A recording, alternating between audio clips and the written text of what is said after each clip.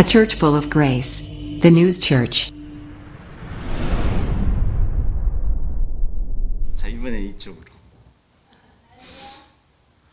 자, 할렐루야. 자, 우리 하나님 앞에 나와서 예배 드릴 때 뭐 세상에서야 어떤 마음, 어떤 고통, 어떤 뭐 역경, 어떤 어려움, 어떤 슬픔, 뭐 고난 이런 게 많이 있을 수 있어요. 때로는 또 행복에 쩔어서 사는 사람들도 있죠. 행복에 쩔어 산다. 고난에 쩔어 산다는 좀 뭔가 어울리는 것 같지만 행복에 쩔어 보신 적이 있나요, 여러분? 행복함에 쩔어서 살 수 있는 그날이 지금 이 순간 이후로부터 저와 여러분에게 또 방송으로 함께 하시는 정태영 성도에게 함께 영원토록 이어지시기를 예수님의 이름으로 축복합니다. 아멘. 오늘 제목이요, 채워주시네잖아요. 근데 오늘 성경 본문의 말씀을 좀 읽어보니까, 저 죄송한데 제가 옷들이 좀 벗어도 될까요? 네. 자, 전 아직 좀 덥네요.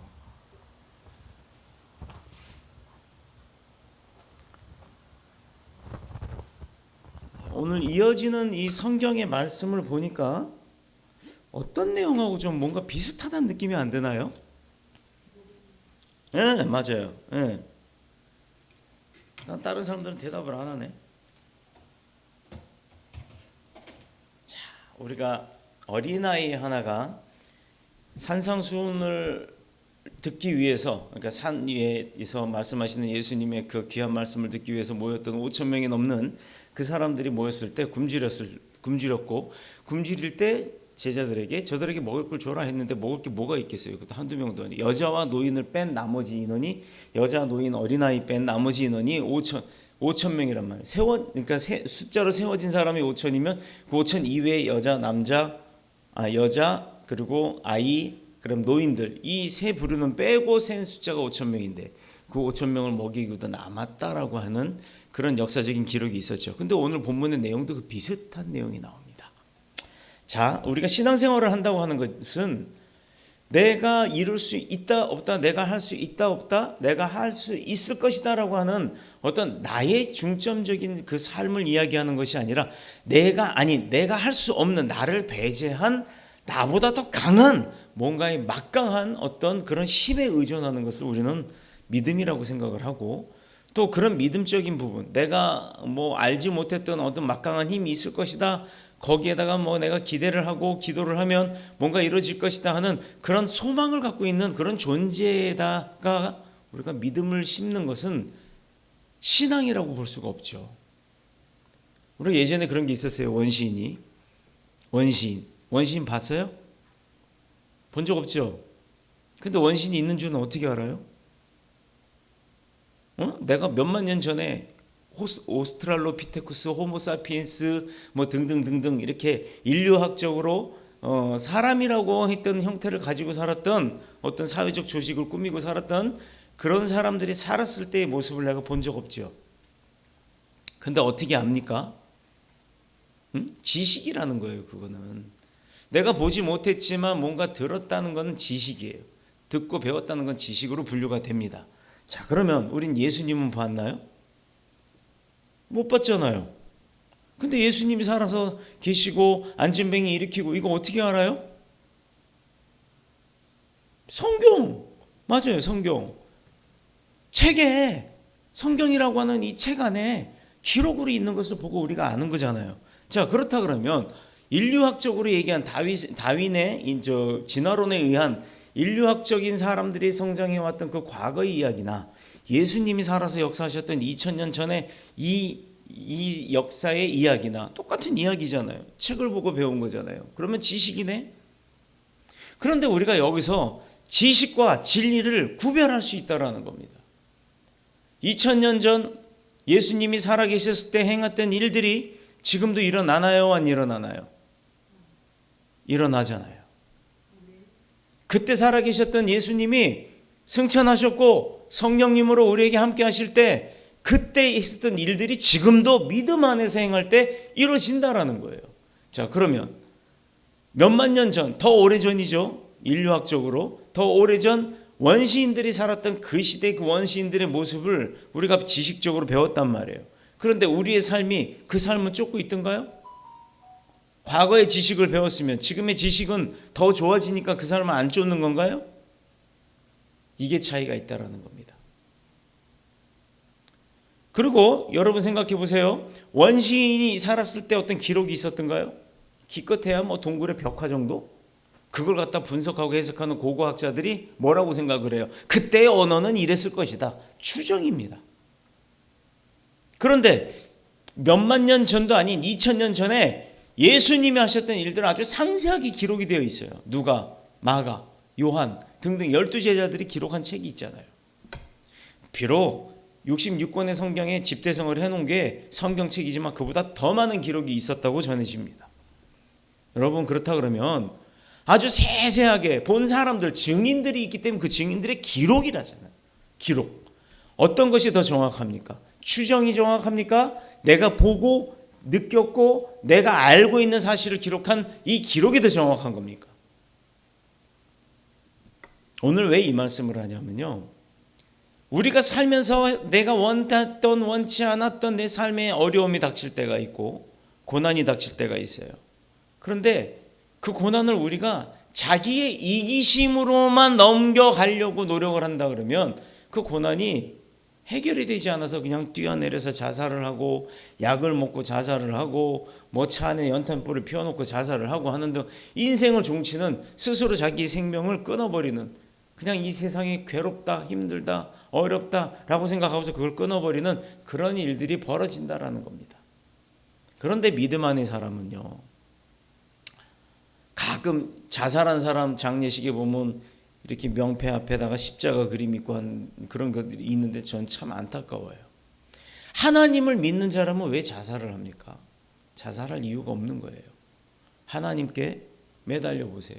그러면 그런 어려움에 빠지지도 않게 만들어 주실 뿐더러 만약에 설령 내 고집대로 빠진 어려움이 있다 할지라도 하나님께 구하고 매달린다면 그때라도 회개하고 하나님 앞으로 돌아온다면 하나님께서는 그 일들을 해결할 수 있는 방안을 제시해 주시는 줄로 믿습니다. 제일 좋은 건 그 어려움에 곤란을 당하지 않는 게 제일 좋죠. 아니 돈 조금 없어서 힘들어진다고 해서 그게 내 목숨을 내다 버릴 만큼 어려운 일일까요? 여러분 우리가 신앙생활할 때는 반드시 넘지 않으면 안 될 장벽이 있다는 겁니다. 신앙생활을 하는 사람조차도 그 장벽을 넘어야 된다는 거예요. 그게 뭐냐면 아까 말했던 이기심이라는 겁니다. 견물생심이라는 말이 있는데 너도 가난하고 나도 가난하고 다 없을 때는요 다 끼리끼리 똑같아요. 그러니까 욕심이 없어요. 저 집에 밥 한 그릇이 있고 난 밥이 없다 할지라도 너도 없고 나도 없을 때는 오늘은 내가 굶고 내일은 내가 벌어서 밥 먹으면 되지 않고 그게 굉장히 문제가 되지가 않았다라는 겁니다. 그런데 경제나 국가의 그 경제 규모가 커지고 나라가 성장하면서 세계 규모가 팽창해지고 내가 경제적인 여유가 있어지다 보면 많은 사람들이요 욕심내는 게 있잖아요. 출세하고 성공하고 뭐 잘 먹고 잘 사는 거 이걸 원하기도 합니다. 그게 편하니까 그게 사실이고요. 그게 세상에 살아갈 때 있는 동안에는 내가 그렇게 편하게 살기를 원하는 게 맞단 말입니다. 그리고 물질적으로도 돈이 없다면 내가 어려움을 겪는 건 마찬가지예요. 똑같습니다. 근데 그 어려움을 겪어본 사람은 겪고 싶지 않은 거예요. 그래서 돈을 많이 벌려고 하는 겁니다. 그런데 그게 내가 충족되는 어느 선을 넘어섰을 때는 이게 욕심이 생기는 거예요. 하루에 밥 한 끼밖에 못 먹고 사는 사람은 하루 밥 세 끼 먹고 사는 게 소원일 겁니다. 그런데 하루 밥 세 끼가 아무런 문제 없는 사람은요, 그 다음에 소원이 뭐가 될까요? 먹는 거 소원이니까 그 다음부터는 입는 게 달라졌으면 좋겠죠. 그래서 명품 사 입는 거 아닙니까? 명품 사 입으세요. 사 입어보세요.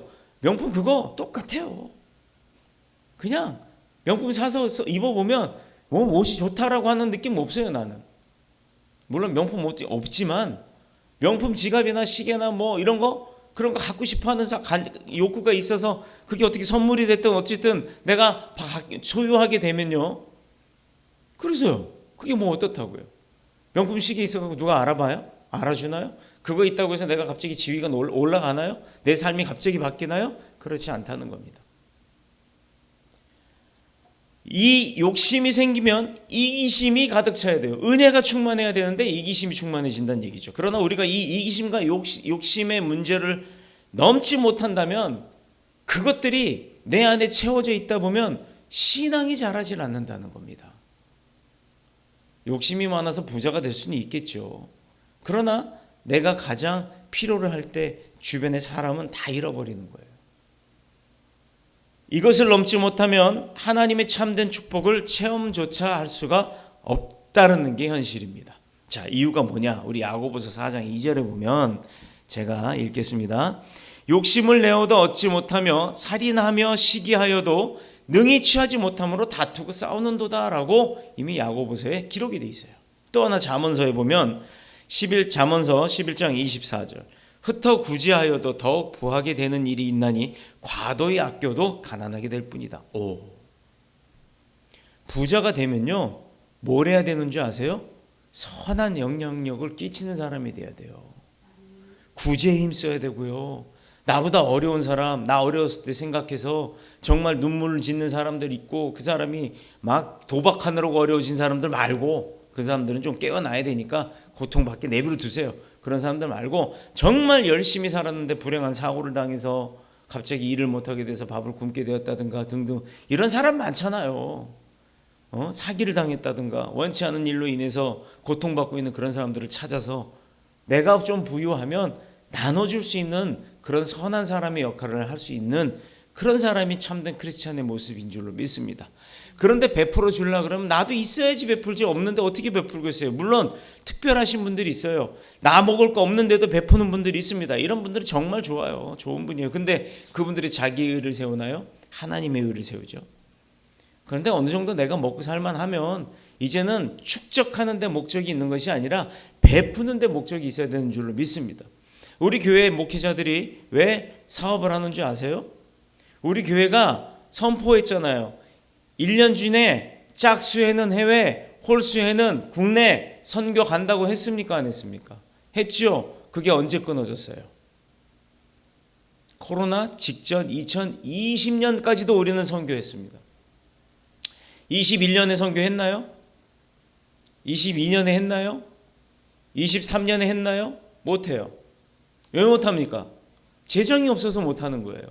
하나님의 일을 하려고 해도 재정이 있어야 가능합니다. 왜? 세상에서 하나님의 일을 하는 거 아닙니까?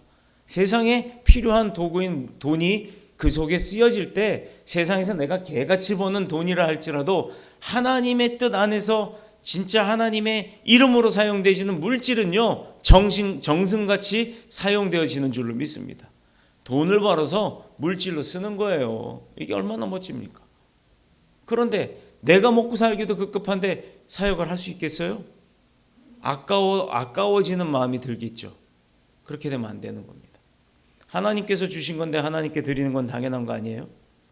그런데 어떻게 하나님께로부터 받아놓고 내가 그거를 나 쓸 거 다 쓰고 그러고 나서 하려고 하니 어렵죠. 그래서 여러분들 헌금하라고 제가 강요한 적 단 한 번도 없습니다. 저는 헌금 강요하지 않습니다. 없으면 안 하는 거예요. 없으면 안 먹는 거예요. 못하는 것 뿐이지 안 하는 게 아닙니다. 구하면 되잖아요. 목회자가 구하면 안 되는 겁니까? 성도들만 구해야 되는 겁니까? 필요한 것 목회자도 구할 수 있는 거예요. 그래서 사업하는 거예요. 그래서 여러분들이 당당하게 아니 너네 교회는 목사가 왜 돈 벌러 다닌대? 라고 하면 여러분들이 가난해서가 제가 목회를 하면서 돈 벌러 다닌다는 게 아니라는 겁니다. 여러분들의 마음에 감동이 있을 때 여러분들도 헌금하실 수 있게 하나님이 만드실 거예요. 그 헌금만을 강요해서 그 헌금으로 모든 일을 한다라고 하는 게 아니기 때문이에요. 그래서 목회자가 드러나고 교회가 드러나는 게 아니라 목회자도 일을 해서 하나님을 드높이는 그런 교회가 되기를 간절히 원하는 마음에서 저는 사업을 하는 겁니다. 여러분, 우리가 이기적인 욕심이 하나님께로부터 내려오는 온갖 좋은 은사와 능력 이런 권세들을 다 막아버리는 거예요. 갓난아기는요 어머니 품에 안기죠. 요즘은 좋대. 우리 손주를 안아보니까 요즘은 좋아. 예전에 저 자랄 때만 해도 어머니들이 등에 업고 포대기라는 게 있었어요. 그걸 앞으로 뒤로 몇 번 이렇게 해서 질끈 동여매면 애가 다리가 어떻게 되냐면 뒤에서 보면 이렇게 돼요. 개구리 다리, 개구리 다리 마냥. 그러니 사람들이 이렇게 안짱다리라 그러나 오다리라 그러나 그런 다리가 많았어요. 우리 세대 때는. 그런데 요즘은요 되게 좋아요. 앞에다 메고 다녀. 그리고 요즘 여중생 여고생들 보면 나중에 애기 엄마 될 걸 연습을 하나 봐.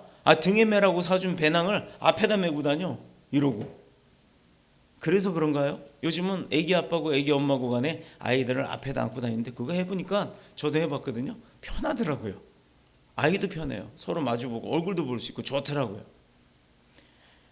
갓난아기가 어머니 품 안에 이렇게 안겨 있잖아요. 그럼 그 갓난아이의 세상은 어딜까요?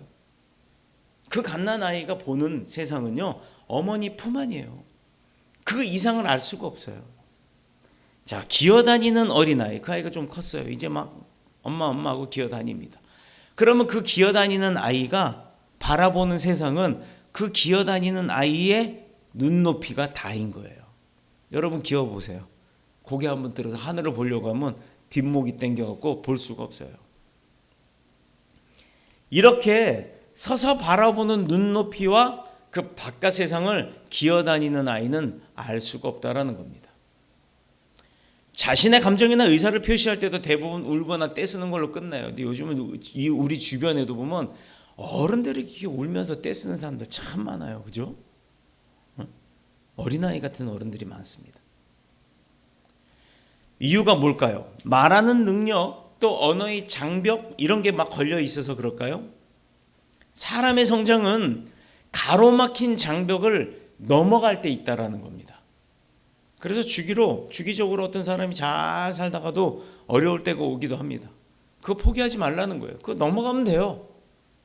넘어가는 게 어렵죠. 힘들죠. 그러나 못 넘어가지는 않는다는 겁니다. 넘어가게 됩니다. 그 뒤에는요, 내가 원하는 것들이 있다는 거예요. 거기서 포기하니까 문제인 거예요. 여러분, 수영선수 박태환이가 하루에 이 물속에 들어가서 그 25m, 50m인가요? 25m인가요? 그거를 몇 번을 왔다 갔다 합니다. 막 1km 하려면 몇 번을 왔다 갔다 해야 돼요. 장거리 수영을 한다 그러면. 그런데도 시원 가는 게 아니에요. 기록을 내야 되니까 매일같이 최대의 힘을 내갖고 가는 거예요. 그러면 0. 몇 초든 땡겨질 거 아닙니까? 그런데 여러분 생각해 보세요. 내가 진짜 팔을 들지도 못한, 나중에는 팔이 저절로 움직일 정도로 이렇게 훈련을 했다 그러면 그 물속에서 나중에 나올 때 어떻게 해야 돼요? 수영해 보신 분 알잖아. 이 난간 잡고 올라오는 그거는 그 일반 수영장이고, 선수들이 하는데 보면요, 대부분 이렇게 줄 쳐져 있어. 자기 레인에서 와가지고 이렇게 밑에서 이렇게 푹 하고 올라옵니다. 그 힘이 남아 있겠어요? 그 힘을 못 내면 그냥 물에 빠지는 거예요. 허우적. 수영 선수가 물에 빠져 죽은 사례가 있습니다. 몸에 쥐가 나서 뭐 그런 경우도 있겠지만, 얼마나 연습을 했으면 거기 올라오질 못해서, 그 힘이 없어서. 거기에 뭐가 있었어요? 욕심이 있었던 거예요.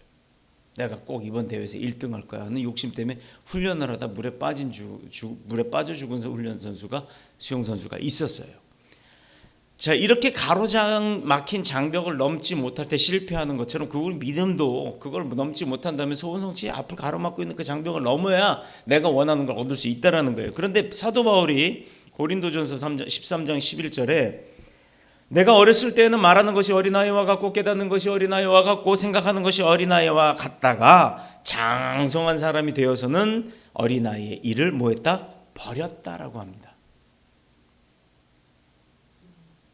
바로 이게 우리가 넘어야 할 장벽이에요. 이 장벽을 넘으면 새로운 세계로 들어갈 수 있으며 이 문제를 해결하면 하나님의 축복의 손이 보이는 줄로 믿습니다. 본문 말씀을 보면 두 가지 기적이 나와요. 선지자 엘리사가 행하는 두 가지 기적. 참 신기한 건 이게 오병이의 기적과 닮았다라는 거예요. 오병이어는 뭐 다 아니까 뭐 굳이 얘기 안 해도 될 것 같아요. 이런 상황에 어떤 상황이 있으면 50년 전만 해도요, 우리나라에는 먹여주고 재워주기만 해도요, 일 열심히 하는 사람들 많았어요. 안종순 목사님이 어렸을 적에 장인어른 아버님이 인쇄소를 하셨죠. 인쇄소에 어떤 오빠가 한 분이 있었어요. 그분은 먹여주고 재워주기만 해도 일을 했던 분 맞습니까? 맞아요. 네. 왜 그랬냐 하면요, 그때는 기술도 없고 지식도 없고 능력도 없었어요. 그런데 농사만 짓고 살았는데 농사 짓는 게 너무 힘들고 남의 밭에 소작도 하기도 했는데, 뭔가가 어딘가에서 내가 일만 시켜주기만 하면 그냥 먹고 자는 것만 해결돼도 행복한 그때가 있었습니다. 그게 불과 50년 전이에요. 이렇게 열심히 일하는 사람들 많았어요. 근데 요즘은 먹여주고 재워준다 그러면 일하나요? 시간당 분당 지는 앉아갖고 핸드폰하고 놀면서 그것도 돈 달라고 하는 사람들 많죠. 시급 받아가면서. 시급을 받아서 일하는 사람은요, 그 시급을 주는 사람이 원하는 만큼의 일을 그 시간 내에는 해야 하는 거예요. 그게 맞는 거 아닙니까? 시간으로 계산을 했는데, 근데 그 시간에 화장실 가고 놀고 담배 피고 심지어 이렇게 꾸벅꾸벅 졸고 한다면 그거 일한 거예요, 안 한 거예요? 그러면 그 돈 받는 게 맞아요, 안 맞아요? 주지 말아야 하는 거예요. 그런데도 주지 않습니까? 경제라는 말이 호사스러울 정도로 사람들이 목구멍이 포도청이라고 하는 그런 말이 있었어요. 그런 상황에서 오늘 이 성경의 본문은 흉년까지 들었습니다. 뭐 형편이 오죽하겠어요? 먹을 게 없죠. 집을 나간 탕자의 이야기를 보면 재산을 탕진하고 난 뒤에 그가 그 땅에 흉년이 들 때까지 그가 아들의 형편은 어땠어요? 누가복음 15장 16절, 그가 돼지 먹는 쥐엄 열매로 배를 채우고자 하되 주는 자가 없다. 쥐엄 열매가 뭔지 아세요, 여러분? 교회 홈페이지에 들어가 보시면 정보란이 있습니다. 그 정보란에 보시면 오늘 설교에 대한 여기에 나오는 열매들에 대한 자료들이 쫙 올라와 있어요. 아주 유명하신 목사님, 이스라엘 아주 유명한 TV 방송에도 나오시는 목사님이 우리 교회 홈페이지에다가 올려주셨어요. 여러분, 우리 교회가 이런 교회예요. 뭐 자료가 필요합니다라고 이메일을 보냈더니 올려주셨어요. 너무 감사하죠. 자, 쥐엄 열매가 뭔지, 또 이따가 나오는 호박이 어떤 건지 다 그 자료가 올려져 있습니다. 한번 보시기 바랍니다. 돼지가 먹는 쥐엄 열매는 평소에 먹지 않아요. 돼지나 먹는 거예요. 그런데 흉년이 들어 가난한 사람들은요, 그나마 그거라도 먹어야 살 거 아닙니까? 근데 그것조차도 없다는 거예요. 저도요, 어렸을 때 보릿고개가 있었어요. 안 믿기죠? 우리나라의 보릿고개는 50년대 이야기입니다. 항상 매년 5월 말에서 6월 달까지 그 시기가 돼서 보리가 이제 탈고, 그래서 보리쌀을 이제 뭐라 그래요? 이거 그 추수해 갖고 탈곡하는 거, 그거에서 우리가 보리쌀을 먹을 수 있을 때까지 각각 집안마다 쌀이 떨어지는 집들이 있었어요. 그런데 저는 그런 경우는 아니었어요. 아버지가 돌아가시고 나서 어머니 혼자 생계를 꾸려야 되는데 어머니가 몸이 아파서 일을 못하면 돈이 없는 거예요. 근데 항상 어머니가 봄에 그렇게 알아요. 겨우내 그렇게 힘들게 사시다가 봄쯤 되면 꼭 그렇게 알아서 한 달, 두 달을 앓습니다. 그럼 한 달, 두 달 일을 못하니까 사놨던 쌀 다 먹고 나면 먹을 게 없는 거예요. 아니, 요즘 같은 시대가 아니라, 요즘 같으면 말도 안 되는 시대죠. 그러나 70년대, 60년대 후반, 70년대 초에는 그런 일이 있었어요. 많았어요. 학교에 가보면 도시락 못 싸우는 아이들이 많았고요. 진짜 부잣집에서 흰쌀밥 하나 싸우면 애들이 우르르 몰려서 우와 이랬어요. 흰쌀밥은 본 적이 없거든요. 저도 꽁보리밥만 먹고 살았습니다. 근데 어느 날 박정희 대통령 살아계실 때 흰쌀밥을 근절시키고 혼식을 해라 해서 보리쌀을 섞어 먹게끔 했습니다. 근데 흰쌀밥 먹는 부잣집 아이들은 어땠는 줄 아세요? 흰쌀밥 갖고 와요. 야, 내가 너 한 숟가락 줄 테니까 너 보리쌀 몇 개만 줘, 그래요. 그럼 그 보리쌀을 주면 어떻게 하는 줄 아세요? 지 밥에다 위에다가 심어요. 그렇게 해서 혼식한 것처럼 우리는 숟가락으로 그 쌀밥 한 그릇 탁, 와, 쌀밥은 입에 들어가면 왜 그렇게 맛있는지 줄줄줄 씹기도 전에 녹아버립니다. 보리쌀은요, 드셔보신 분 아실 거예요. 요즘 보리밥 비싸죠? 보리밥집 일부러 가죠? 웬만해서는 전 보리밥 잘 안 먹어요. 가끔 생각나면. 보리밥은요, 요즘 보리밥은 맛있어요. 찰보리밥이라. 옛날 보리밥은요, 입에 넣고 씹어도 한참을 껌 씹듯 씹으면 나중에 뭐가 나오는 줄 아세요? 응? 막 씹으면 보리쌀은 넘어갑니다. 그런데 볕집새기 같은 거, 볕잎, 그 볕단 자르거나 마른 그 볕줄기 같은 거 질긴 게 남아요. 뱉으면 한참 나와요. 그게 뭐냐면 보리쌀 중간에 이렇게 들어있는 심이에요. 요즘처럼 이렇게 콜딱 까지도 못해요. 여러분, 그런데도 아픈 사람은 없었고 다 건강했습니다. 요즘은 홀딱 까서 먹으니까 건강하지 못하죠. 탄광촌에서 자랐던 제게 70년대 초에 있었던 실제 이야기예요. 초근목피, 초근목피, 풀뿌리와 나무의 껍질을 갖다가 벗겨서 먹었어요. 저 진짜 소나무 껍질을 벗겨서 먹었어요. 가지 꺾어서 잘라서 벗겨갖고, 이거 아시는 분이 그 이름을 잊어버렸어요. 그걸 뭐라고 했었는데, 경상도 말로 뭐라고 했는데 잊어버렸어요. 소나무 가지를 볼펜보다 좀 길게 잘라서 이에 물고 지글지글 이빨 사이를 흔들어 댑니다. 그럼 심 같은 게 갈려서 나와요. 그거 입에 넣고 쭉쭉 빨아먹고 살았어요. 그렇게 자랐습니다. 다시 본문으로 가서 그런 그것마저도 주는 사람이, 주엽 열매마저도 주는 사람이 없었다? 이거 얼마나 그 기근이 심했다는 거예요. 배가 고프면 사람들은요 들로 강으로 가요. 물고기라도 잡아 먹으려고. 근데 없어요. 물고기도 얼마나 영악한지. 산이나 들로 혹은 강으로 가서 나무 열매나 풀이나 고기를 잡아서 연명하려고 합니다. 길갈에 살았던 그 사람들도 예외는 아니었어요. 오늘 길갈의 이야기잖아요. 그래서 들에 나가서 가져온 게 뭐예요?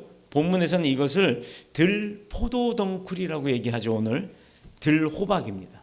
딱 생긴 거는요, 우리 요즘에 여기 내가 깜짝 놀랐어요. 여기 이렇게 앞에 가다 보면 과일 가게 보면 수박이 있더라고요. 근데 수박이 우리는 보통 이만한데 여기 참외보다 큰 수박 요만한 게 있어요. 요만한 거. 그거 껍질 까서 먹으면 먹을 게 있을까? 그렇게 생긴 한 요만한 수박이 있어요. 똑 그렇게 생겼어요. 누가 보면 딱 수박이에요. 애기 수박 같은. 그렇게 생긴 포도덩쿨. 성경에서는 들호박. 성경에서 말씀을 풀어 해석해 준 주석이라고 하는 책이 있는데 그 주석을 보니까 콜로신드라고 하는 식물과에 분류된 이름이 있더라고요. 콜로신드. 인터넷에 검색을 했더니 세상에나 무슨 여성복 그것만 쫙 브랜드 이름이네. 그래갖고 그것만 나오지 이 자료가 안 나오는 거예요. 그래서 그 박사님께 이메일을 보냈어요. 목사님, 이스라엘에서 신학을 가르치시기도 하고 이스라엘 가이드를 해주시기도 하는 목사님이세요. 그랬더니 답이 옵니다. 그래서 올려놨어요. 어제 저녁에.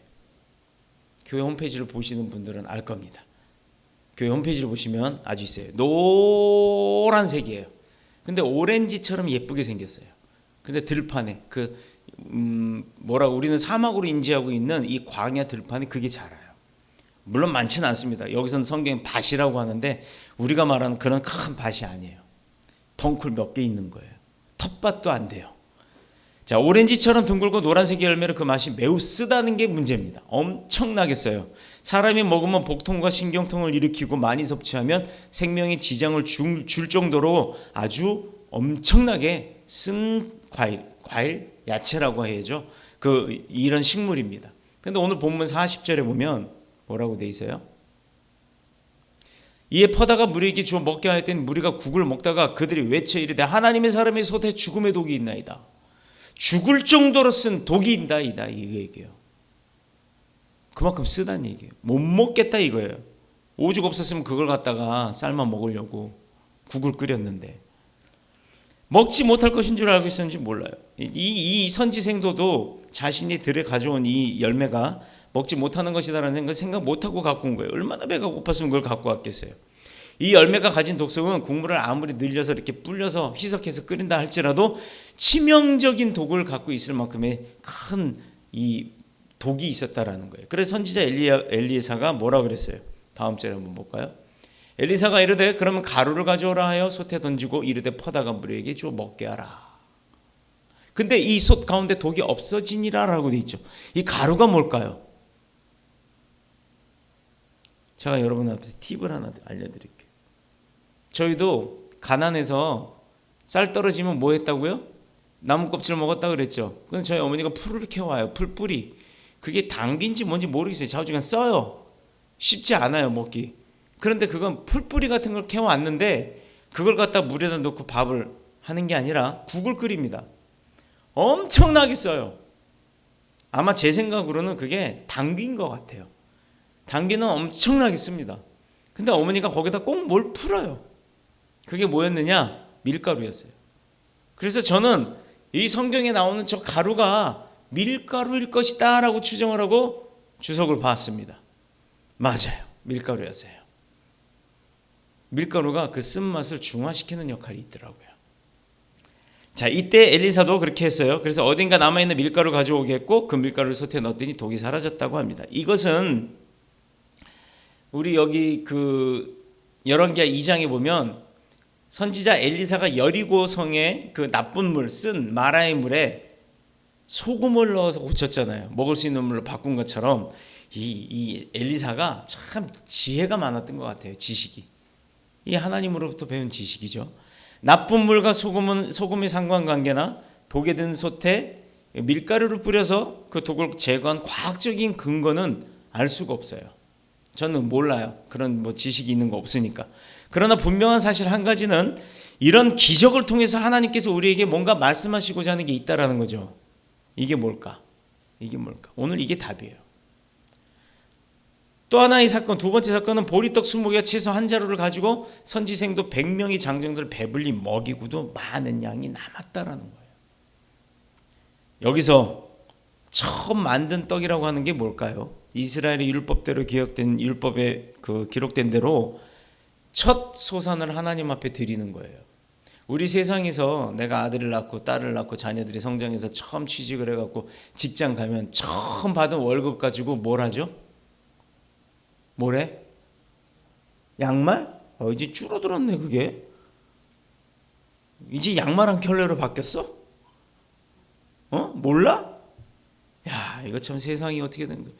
첫 월급을 타면 첫 번째로 하나님 앞에 드리는 거야. 첫 소생, 그러니까 첫 소출, 그러니까 첫 나한테 있어서 처음 받은 거는 하나님 앞에 드리는 게 원칙이야. 자, 두 번째 원칙은 뭐냐면 첫 월급을 타면 어머니한테 빨간 내복을 사드려야 돼. 왜 빨간 내복인지 모르겠어요. 하여튼 저도 그렇게 배웠어요. 부모님한테 감사합니다. 부모님 나 여지껏 이렇게 키워주셔서 내가 이제 오늘 첫 월급을 탔는데 내가 엄마 고생하면서 살았기 때문에 내가 따뜻하게 지내라고 빨간 내복을 사드린대요. 근데 왜 빨간 내복인지는 모르겠지만 예전에는 우리가 다 단독집, 한옥집에 살 때는요 추웠어요. 그래서 그 추위를 따뜻하게 지내라고 어머니한테 내복을 사드렸던 그 이유가 있습니다. 고마움에 대한 감사. 하나님께 대한 감사는요 첫 열매를 드리는 거예요. 이렇게 하나님께 바친 제물은 제사장과 레위인들이 사용을 했어요. 민수기서 18장 13절에 나옵니다.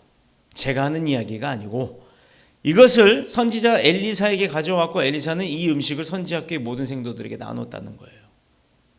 자, 문제는 여기서 나오는 보리떡 한 개는 장정이 함께 해결할 수 있는 음식이라고 하는데 아무리 기근이라고 해도 100명이 먹기엔 턱없이 부족하죠. 엘리사의 사환 게하시라고 하는 사람이 있었는데 내가 어찌 이것을 100명에게 줍니까? 라고 얘기를 했어요. 여러분 생각해 보세요. 이 마우스만한 보리떡 하나 100명에게 줘. 100명에게 나눠줘봐. 이 요만한 떡을 하고 줬어요. 그러면 이건 나 한 입 먹고 너 한 입 먹으면 없지. 그지?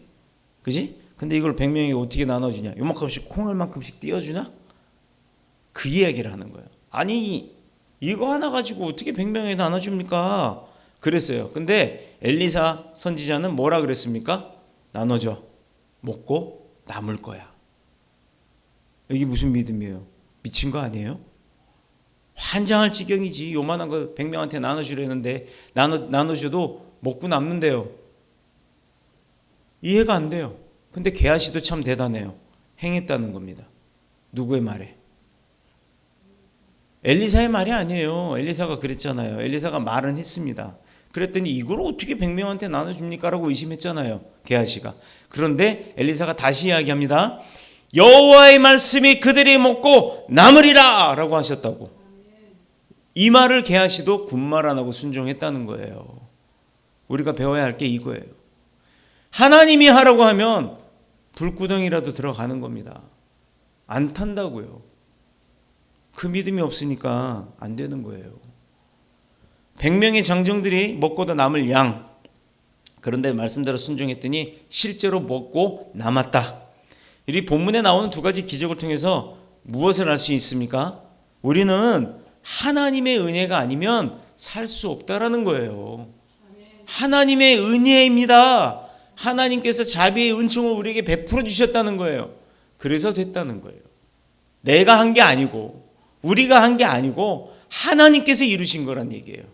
여러분 저기 이 교회도 얼마나 이쁘고 아름다워요. 이거 못했어요. 단돈 80만 원 가지고 이걸 어떻게 만듭니까? 안 목사님 안 그래요? 94만 원이었네. 94만 원 가지고 이 교회 인테리어가 시작됐고 이 교회의 모든 이 장비들이 갖춰지기 시작한 거예요. 여러분 이거 이렇게 만드는데 94만 원 들었다 그러면 이해돼요? 안 되죠? 의자값만 해도 94만 원 넘어갈 거예요. 저 카메라만 해도 200만 원이 넘어요. 믹서만 해도 몇백만 원이에요. 여기 음향 장비하고 악기만 해도 1억이 넘어요. 아니 그런데 어떻게 94만 원 갖고 이걸 했어요? 하나님이 하라고 해서 했어요.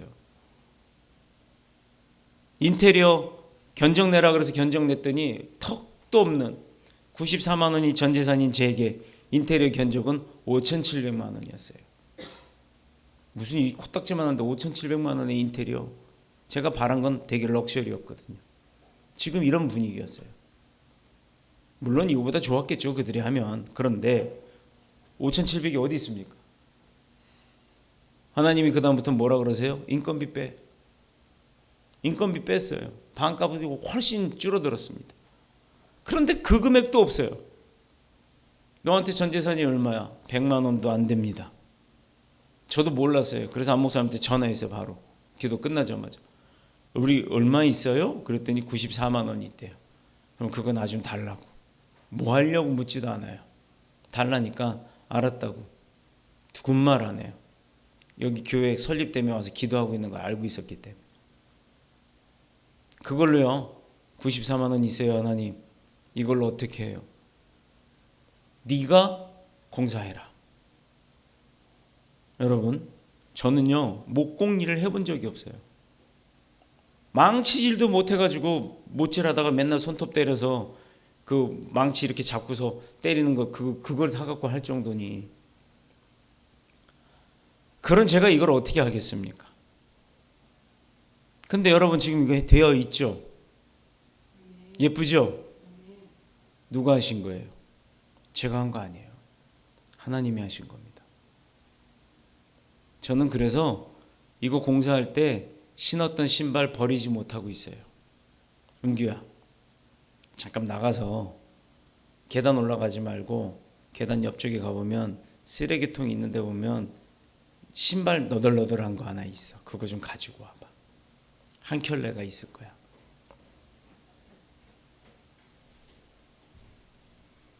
제가 왜 이 이야기를 하는 줄 아세요? 살아계신 하나님을 좀 알려드리고 싶어서 그래요.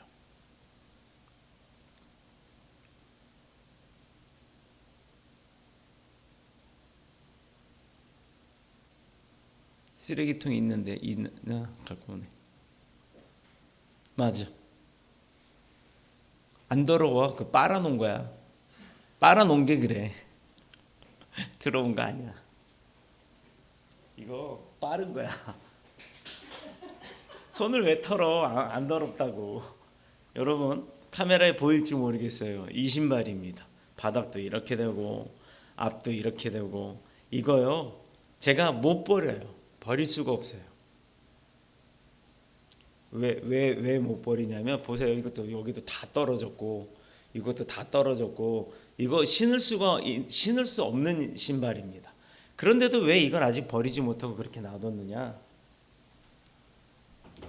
이 신발이 저의 발을 보호해줬고 여기에 그 수많은 몇만 개가 되는 그 나사 조각 이게 뭐야 이렇게 빵빵빵 쏘면서 이렇게 못 박는 그 핀 조각 그런 잡다한 공구들이 여기 착 바닥에 엄청나게 있었는데 그거 밟고 다닐 때도 단 한 번도 그게 뚫려서 발이 뭐 구멍이 뚫리거나 하지 않도록 도와준 신발이에요.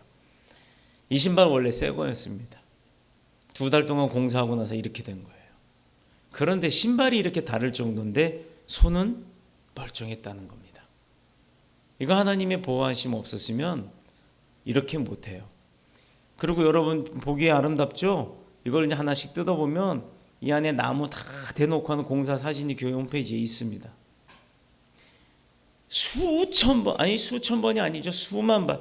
이게 한 통에 10,000발을 쏠 수 있는 그 핀이 10,000개가 들어있는데 그걸 한 10몇 개를 샀으니 얼마나 많은 핀이 여기 박혀 있겠냐고요. 공사하면서.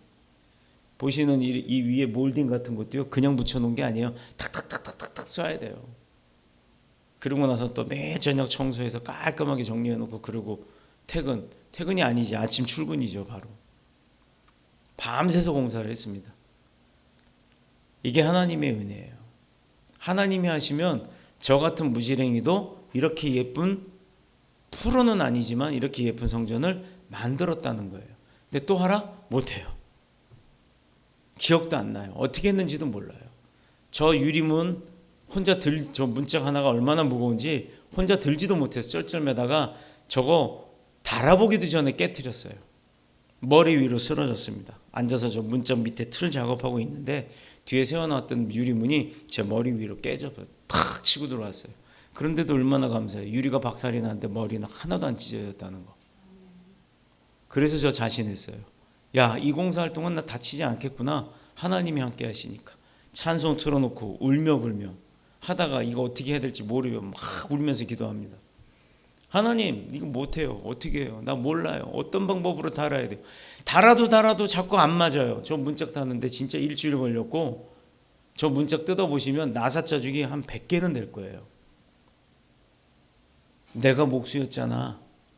내가 가르쳐 줄 거야. 그러니 넌 몰라도 돼.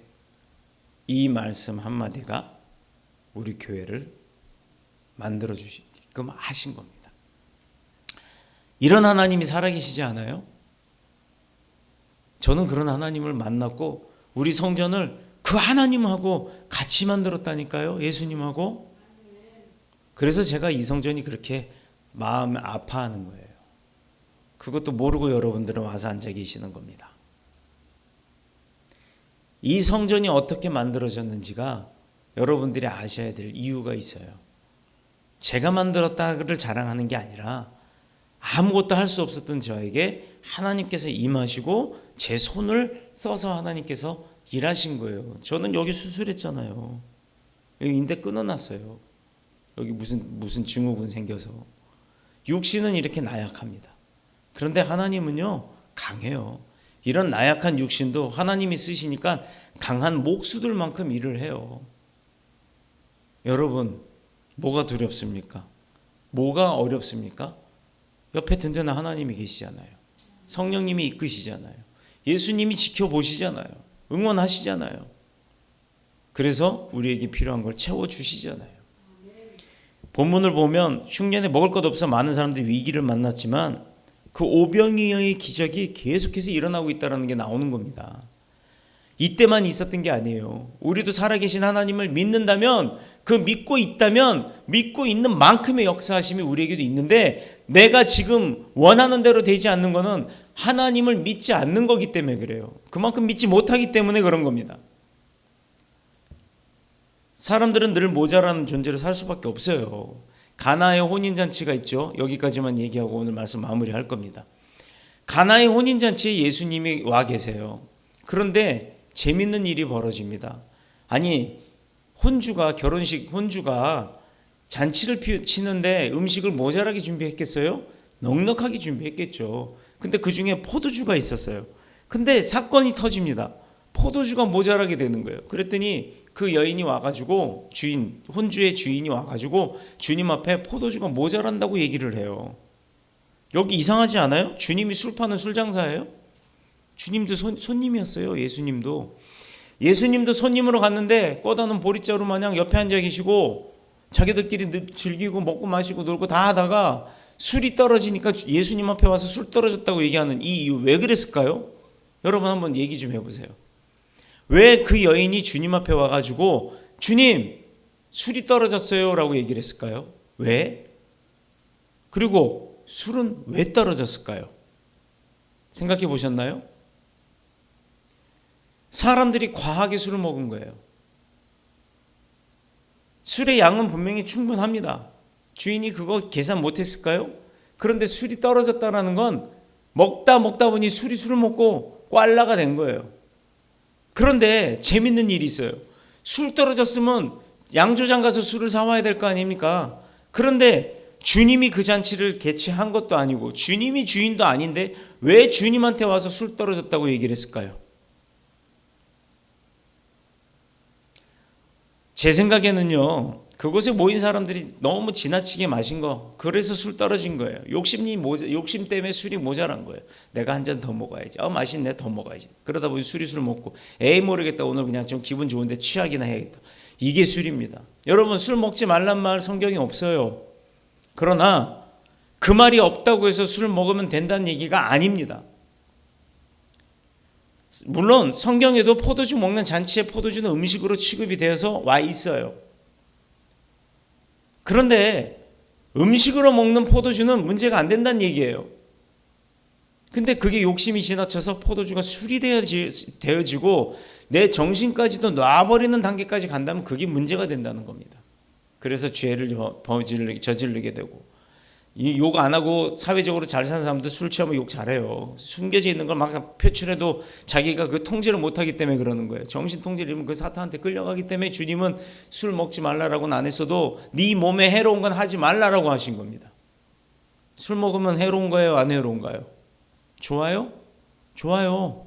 혈액순환 잘 돼가지고 몸이 좋아진대요. 근데 그게 과하면 나쁩니다. 즉 과하게 하지 말란 얘기예요. 그럼에도 불구하고 예수님은 이 모자람을 해결해 주셨다는 거예요. 채워 주셨다는 거예요. 술독에 물 부어라 해놓고 축사하시고 나서 물이 술로 변하게 하셨어요. 저는요 솔직히 그러고 싶어요. 내가 만약에 예수님이었다면 술독에 물 부어 그래놓고 축사도 안 해. 나는 뚜껑 덮었다가 거기다가 시뻘건 그 포도주스 한 통 탁 타놓고 슬쩍 타놓고 뚜껑 열어놓고 야 포도주야 먹어. 그러면 이렇게 되면 꽐라들이 물인지 포도주인지 알 게 뭐야. 그냥 퍼먹을 텐데. 예전에 저 경찰관 할 때요 가짜 양주 사건들이 많았어요. 우롱차인가 보리차인가 하는 그런 거를 거기다가 양주병에 넣어가지고 주면요 신나게 먹는데요. 술인 줄 알고 병 개수만 늘려놓고 양주값 계산하는 그러다 잡혀온 사람들 많았어요. 이 얘긴 즉슨 뭐냐면 내가 정신줄 놔버리면 과해버리면 욕심이 넘쳐버리면 끝나는 거예요. 이게 비록 술 먹는 장면에서만 그럴까요? 내 삶도 그렇다는 겁니다. 다시 말해서 우리가 살아가면서 우리 인생이 늘 모자람을 느낀다면 그건 하나님의 축복이 아닌 거예요. 모자라는 것은. 왜 그렇게 말할 수 있느냐? 예수님은 모자라는 인생은 우리의 그 모자라는 인생을 채우기 위해서 오셨던 분이에요. 그래서 심지어는 우리의 죄값까지도 채우시려고 십자가에 달려 돌아가신 거 아닙니까? 사랑하는 성도 여러분, 지금 여러분의 삶 가운데 모자람이 있습니까? 그럼 이제부터라도 채워주시는 하나님 앞에 무릎 꿇고 간절히 기도하시면서 매달리시기 바랍니다. 우리의 그 모자라는 부분들을 채우시기 위해 살을 찢고 피 흘리고 십자가에 달려 돌아가신 분이 주님이세요. 채워짐의 은혜를 누릴 수 있도록 주님께서 우리를 도와주실 겁니다. 이제 저와 여러분 모두가 이 채워주시는 그 주님의 도우심을 믿고 그 축복의 삶을 믿음 안에서 누리고 사는 저와 여러분 모두가 되시기를 그리스도 예수님의 이름으로 축복합니다. 축원합니다. 기도드리겠습니다.